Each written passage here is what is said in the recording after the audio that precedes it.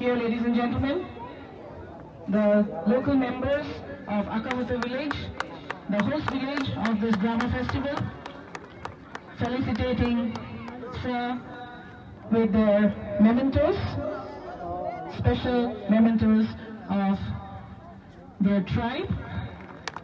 Thank you.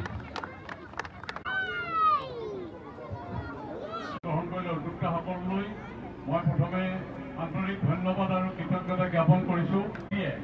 এই মহান উদ্যোগটো গ্ৰহণ কৰিলে তেওঁলোক আটাইলৈ পুনৰবাৰ মই ধন্যবাদ আৰু কৃতজ্ঞতা জ্ঞাপন কৰিছোঁ। সমন্বয়ৰ বাৰ্তা আমাৰ মাজত অতীততো আছিল। আহোম ৰাজত্ব কালতো আজি নগা আৰু বিশেষকৈ পাৰ্বত্য অঞ্চলৰ আমাৰ ভাই ককাইসকলৰ লগত আমাৰ এটা সমন্বয়ৰ বাৰ্তা আছিল।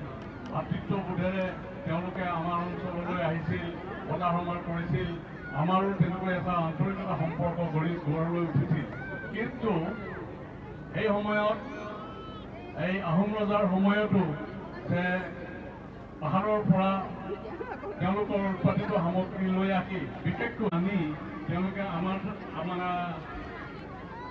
সমতলত বজাৰজাত কৰি পেলাই আমাৰ মানুহক যিদৰে তেওঁলোকে সেৱা কৰিছিল সেইটো অভাৱনীয় আছিল। কিন্তু কালক্ৰমত এইটো সঁচা কথা ক'বলৈ গ'লে আমাৰ ভুলৰ বাবেই আমাৰ অসমীয়া জাতিৰ যাত্ৰাভিমানৰ কাৰণেই আমি কিন্তু তেওঁলোকৰ লগত যিটো ভাতৃত্ববোধ আছিল সেই ভাতৃত্ববোধটো হেৰুৱাবলৈ ল'লোঁ।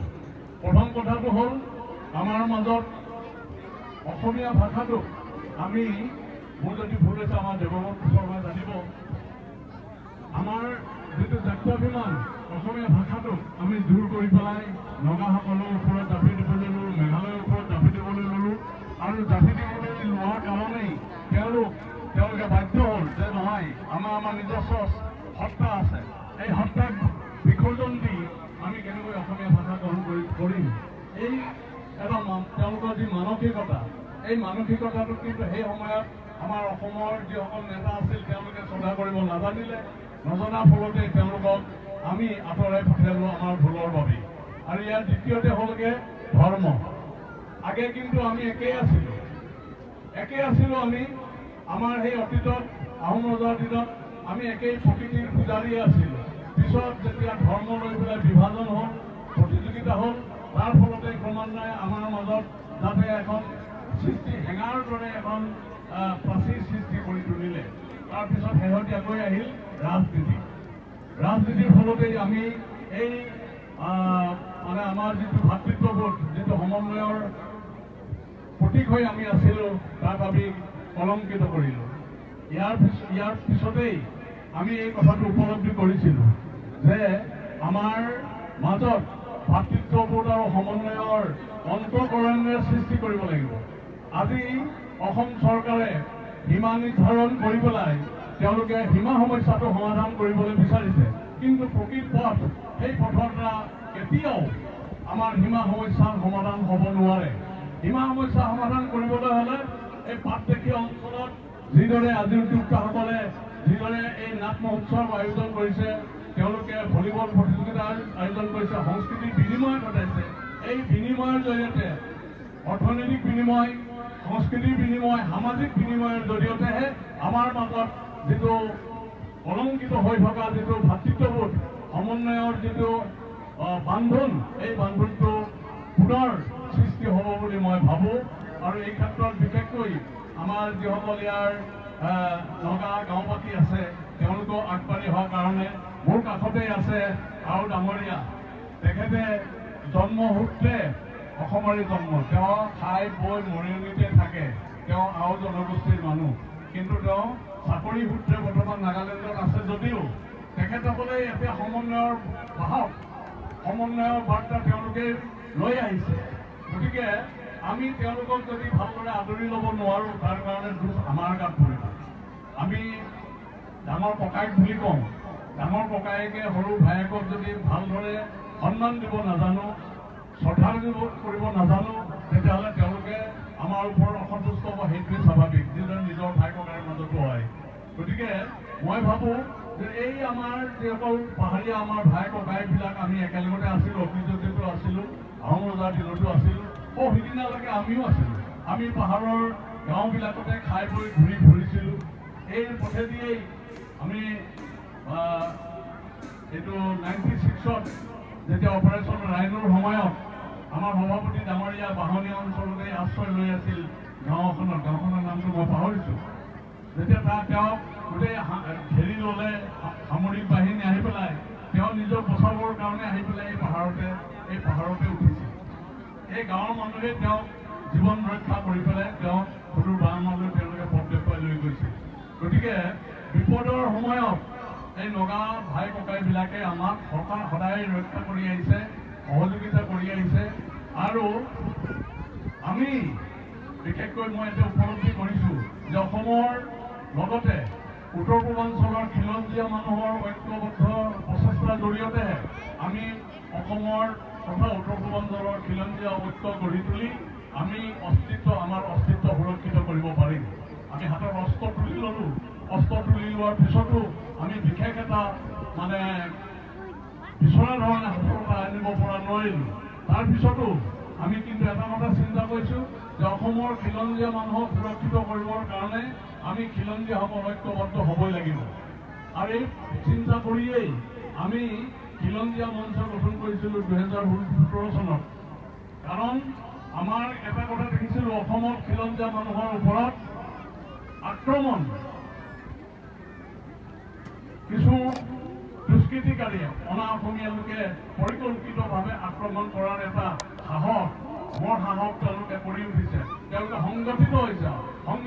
সংগঠিত হৈ আমাৰ খিলঞ্জীয়া মানুহৰ ওপৰত আক্ৰমণ কৰাৰ এটা চক্ৰান্ত তেওঁলোকে পৰিকল্পিত চক্ৰান্ত তেওঁলোকে কৰিছে। অসমীয়া অস্তিত্ব বিলুপ্ত কৰাৰ এটা চক্ৰান্ত কৰিছে। আৰু সেইটো কাৰণেই যেতিয়াই নগাঁৱত এটা ঘটনা সংঘটিত হৈছিল, আপোনালোকে জানিব যে আমাৰ কেইজনমান ল'ৰা গুৰুকৈ পিটি পেলাই তেওঁলোকে পুলিচৰ হাতত জমা দিছিল। গতিকে সেই সময়ত আমি সংঘবদ্ধ হৈছিলোঁ যে নহয়, খিলঞ্জীয়াৰ অস্তিত্ব সুৰক্ষিত কৰিবৰ কাৰণে আমি ঐক্যবদ্ধ হ'বই লাগিব। ইয়াৰ পিছতে আমি চিন্তা কৰিছিলোঁ যে নহয়, উত্তৰ পূৰ্বাঞ্চলৰ সকলো খিলঞ্জীয়া জনগোষ্ঠীক ঐক্যবদ্ধ কৰিবৰ কাৰণেই আমি north east indigenous peoples forum গঠন কৰিছিলোঁ। আৰু আজি আমাৰ বাবে সঁচা সৌভাগ্য যে আমি উত্তৰ পূৰ্বাঞ্চলৰ প্ৰতিখন ৰাজ্যতেই আমি নৰ্থ ইষ্ট ইণ্ডিজিনিয়াছ পিপুলছ ফৰামৰ শাখা আমি গঠন কৰি তুলিছোঁ। আৰু নাগালেণ্ড ইণ্ডিজিনিয়াছ পিপুলছ ফৰামৰ প্ৰতিনিধিসকল আজি ইয়াত আহিছে। মাননীয় সভাপতি ডাঙৰীয়া, সম্পাদক ডাঙৰীয়া উপস্থিত, উপদেষ্টা ডাঙৰীয়াকে আদি কৰি আৰু তেওঁলোক আহি ইয়াত উপস্থিত হৈছেহি। আপোনালোকৰ মই তেওঁলোকক হয়তো আশামান অসমীয়াতে কৈ দিবলৈ বিচাৰিছোঁ, কাৰণ আপোনালোকৰ যেতিয়াই মোক ইয়াত নিমন্ত্ৰণ কৰিলে লগে লগে মই আমাৰ কেহেতৰ তেখেত আমাৰ নৰ্থ ইষ্ট ইণ্ডিজিনিয়াছ পিপুলছ ফৰামৰ সদস্য, তেখেতক জনালোঁ যে তোমালোকে আহিবা নেকি ইয়ালৈ। তেখেতে একে কথাই কৈছে, ঠিক আছে মই যাম, খালি আপোনালোকে আমাক চিঠি এখন দিয়ক। চিঠি এখন দিলে আমি north east Nagaland indigenous peoples ফৰামৰ পৰা এটা দল যাম। ধন্যবাদ জনাইছোঁ। Thank you very much to the Nagaland indigenous peoples forum chapter. তেওঁলোকে আজি ইয়াত আহি উপস্থিত, পৰহি দিনা তেওঁলোকক অৱগত কৰাৰ লগে লগে তেওঁলোকে আহি ইয়াত উপস্থিত হৈছে। গতিকে আপোনালোকৰ এই উদ্যোগৰ প্ৰতি আমাৰ north east indigenous peoples forum, খিলঞ্জীয়া মঞ্চ Assam, north east Nagaland indigenous peoples forum আমাৰ আটাইৰে সমৰ্থন আছে। আৰু এই কামটো যিহেতু আমি খিলঞ্জীয়া হৈ কাম কৰিবলৈ আগবাঢ়ি আহিছোঁ, আমাৰ কাম কৰাৰ উদ্দেশ্য আছিল এনেকুৱা এটা পৰিকল্পনা আমি কৰিছিলোঁ। আৰু তাক আপোনালোকে কাৰ্যকৰী ৰূপ দিয়াত আপোনালোকক আমি আন্তৰিক ধন্যবাদ আৰু কৃতজ্ঞতা জনাইছোঁ। আৰু আপোনালোকক আমি প্ৰতিশ্ৰুতি দিছোঁ, মই ব্যক্তিগতভাৱে আপোনালোকৰ লগত আছোঁ থাকিম আৰু আপোনালোকক ভৱিষ্যতে যিমানকণ পাৰোঁ সহায় সহযোগিতা কৰিবৰ কাৰণে আপোনালোকক আজি সমজুৱাভাৱে প্ৰতিশ্ৰুতি দিছোঁ। আৰু শেষত মই ইয়াতে নাগালেণ্ডৰ প্ৰতিনিধিসকল আছে আৰু ডাঙৰীয়াও আছে, ইয়াত নাগালেণ্ডৰ এই গাঁৱৰ মুখিয়ালসকলো আছে। তেওঁলোকৰ প্ৰতি এটা আহ্বান জনাইছোঁ যে এটা সমন্বয়ৰ প্ৰতীক হিচাপে আমি এইবিলাক এই চৰকাৰৰ মাজত টনা আঁজোৰা লাগি আছে, এইখিনি মাটি কৰ অসমৰ নে কৰ নাগালেণ্ডৰ, এই লৈ পেলাই এটা বিতৰ্ক এটা সৃষ্টি হৈ আছে। আমি এনেকুৱা কৰিব নোৱাৰোঁনে যে আমি নাগালেণ্ডৰো নহয়, অসমৰো নহয়, এইটো পৃথিৱীৰ মাটি। আমি যি পৃথিৱীত বসবাস কৰিছোঁ এই পৃথিৱীৰ মাটি, গতিকে এই মাটিখিনি আমি নাগা আৰু অসমীয়া অসমৰ মানুহ মিলি পেলাই ইয়াত এটা এনেকুৱা এটা উদ্যোগ গঢ়ি তোলোঁ, যিটো এটা সমন্বয়ৰ প্ৰতীক গঢ়ি তোলোঁ আৰু এটা অৰ্থনৈতিকভাৱে স্বাৱলম্বী হ'ব পৰা এই অঞ্চলৰ যাতে 100জন যুৱক যুৱতীয়ে সি নগাই হওক অসমীয়াই হওক তেওঁলোকক অৰ্থনৈতিকভাৱে আগুৱাই নিয়াৰ বাবে যাতে আমি কিবা এটা ইয়াত প্ৰতিষ্ঠান গঢ়ি তুলিব পাৰোঁ। এই প্ৰতিষ্ঠানটোৰ জৰিয়তে এই অঞ্চলৰ সামগ্ৰিকভাৱে বিকাশ ঘটে, অৰ্থনৈতিকভাৱে বিকাশ ঘটে, তেনেকুৱা এটা যাতে গঢ়ি তুলিব পাৰোঁ তাৰ উদ্যোগ গ্ৰহণ কৰিবৰ কাৰণে এই স্থানীয় ৰাইজ, বিশেষকৈ আমাৰ নগা ভাই ককাইসকল আৰু অসমৰ ৰাইজক তেনেকুৱা এটা উদ্যোগ চিন্তা কৰিবৰ কাৰণে সমন্বয়েৰে আগুৱাই যাবৰ কাৰণে মুখেৰে নহয় কামৰ জৰিয়তে আৰু বৰ্তমান যুগত উৎপাদনমুখী কাৰ্যসূচী লোৱাটোহে মই বেছি সমৰ্থন কৰোঁ। গতিকে উৎপাদনমুখী কোনো কাৰ্যৰ জৰিয়তে যাতে বিকাশ কৰিব পাৰে, সমাজৰ উন্নতি হয়, তেনেকুৱা এটা উদ্যোগ গ্ৰহণ কৰিবৰ কাৰণে আহ্বান জনাই পুনৰবাৰ আপোনালোক আটাইলৈ ধন্যবাদ আৰু কৃতজ্ঞতা জ্ঞাপন কৰিছোঁ। আৰু এই সমন্বয়ৰ প্ৰতি যিসকল উদ্যোক্তা তেওঁলোকলৈ মই আটাইৰে নাম নকলোঁ, আমাৰ বৰদোৱা ডাঙৰীয়া আছে, গতিকে আটাইৰে নাম নকলোঁ, তাৰ কাৰণে আপোনালোকে বেয়া নাপাব। আটাইৰে প্ৰতি ধন্যবাদ আৰু কৃতজ্ঞতা জ্ঞাপন কৰি মোৰ বক্তব্য ইমানতে সামৰিছোঁ। ধন্যবাদ। জয় আই অসম।